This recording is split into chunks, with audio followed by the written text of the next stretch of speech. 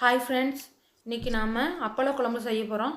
அப்பள குழம்பும் வத்த குழம்பு புளிக்குழம்பு இது எல்லாமே ஒரே மாடல் ஸ்டைலில் தான் வரும்.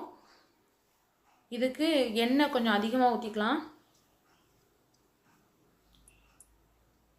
இது முழுக்க முழுக்க சின்ன வெங்காயத்தில் பண்ணுனா இன்னும் டேஸ்ட்டு அதிகமாகவே இருக்கும். நான் சின்ன வெங்காயத்தில் தான் பண்ணியிருக்கேன்.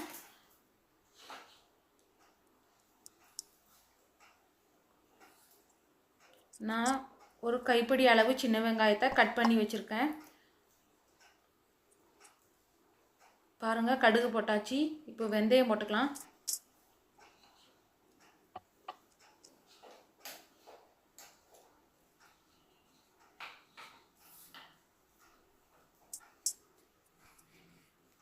கருவேப்பிலை போட்டுக்கலாம். சின்ன வெங்காயமும் ஒரு சைஸ் பெரிய வெள்ளைப்பூடை உரித்து உள்ளே போட்டிருக்கோம்.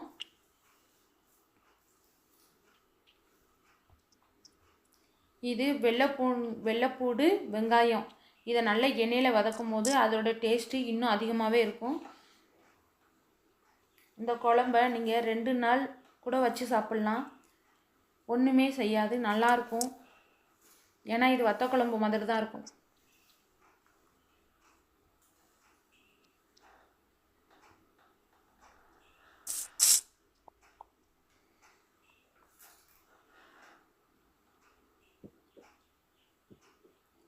தக்காளி பழம் போட்டுக்கலாம். நான் 2 தக்காளி பழத்தை கட் பண்ணி வச்சுருக்கேன், அதை போட்டுக்கிட்டேன்.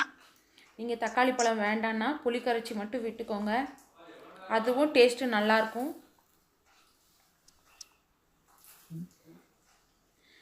நான் வந்து கலருக்காக காஷ்மீரி சில்லி பவுடர் போட்டிருக்கேன்.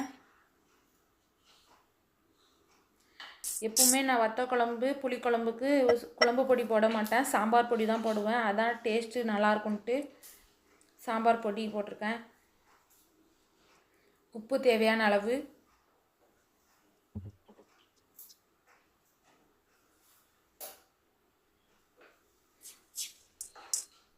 ஒரு லெமன் சைஸ் புளி கரைச்சி விட்டுக்கிடுதேன்.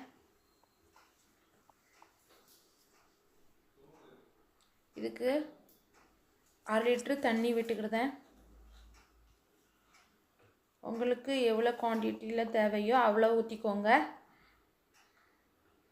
இது நல்லா கெட்டியாகட்டும்.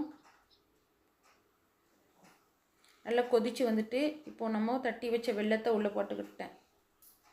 எப்பவுமே நான் புளிக்குழம்பு வத்த குழம்பு இதுக்கு கொஞ்சம் வெல்லம் போட்டுப்பேன், டேஸ்ட்டு நல்லாயிருக்கும். பொரித்து வச்ச அப்பளத்தை உள்ளே போட்டுக்கலாம். பாருங்கள், அப்பளம் பொரிக்கும் போது 2ஆக உடச்சி பொரிங்க, அப்பளம் உடையாமல் உள்ளே போட்டுக்கலாம்.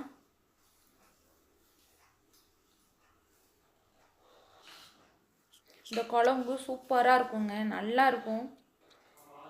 நான் வீட்டில் 3 டைம் கிட்ட செஞ்சு சாப்பிட்ருக்கேன்.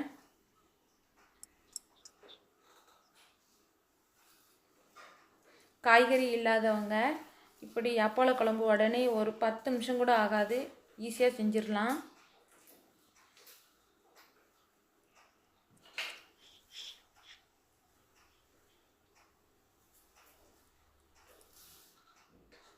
ரொம்ப அழுத்தமாக கிண்டக்கூடாது, அப்பளம் உடஞ்சிரும்.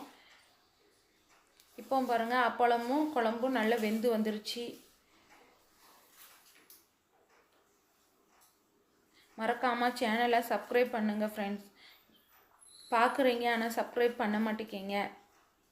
நீங்கள் சப்போர்ட் பண்ணால் தான் நான் அடுத்த வீடியோ போட முடியும். Thank you friends.